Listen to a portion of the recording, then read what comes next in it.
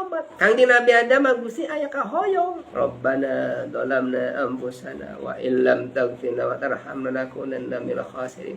Jadi setan mah teu hayang aya taubat dangan ngarasanan geus ngarasa bersih setan mah.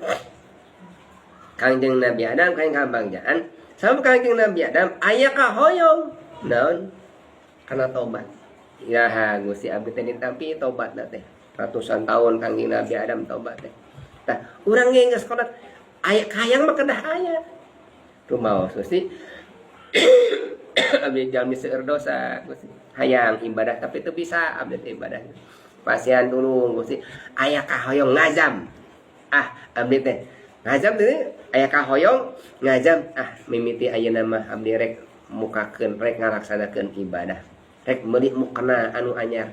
Rek meuli sajadah anu anyar. Eta ngazam teh kahayang. Coba ibu demut kantos ibu meseng ngemut hayang mukena anu alus. Engke we nungguan pamere. Kantos urang ngemut hayang sajadah anu sae. Teu kantos. Kantos urang ngemut kumaha urang hayang nyatakeun ibadah, mokuskeun ibadah, gaduh ruangan tempat ibadah khusus teu kantos. Ieu khusus jang Allah, ieu khusus jang diri.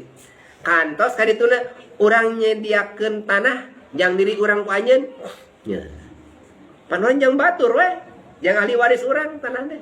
Tanah urang pan disadiakeun urang mah nya. Nya tanah nu 1 meter, 2 meter ka 1 meter. Eta. Anggar we ku batur pangmeulikeun teh sanes ku urang, ti wakaf we. Ari tahan hayang dibangun, ari tanah batur, tanah wakaf. Ari tanah wakaf mah kumaha batu kudu manu hirup we. Rek tong dibangun tanah wakaf sebenarnya ari tanah wakaf mah teu yang dibangun. Nu kana anu yang dibangun tanah pribadi. Jadi mun teh urang hayang disae-sae, hayang di batu nisanan, peser urang teh tanahna. Jadi lamun teu dipeser kumaha wakaf eta teh, milik umum. Jadi dan sampai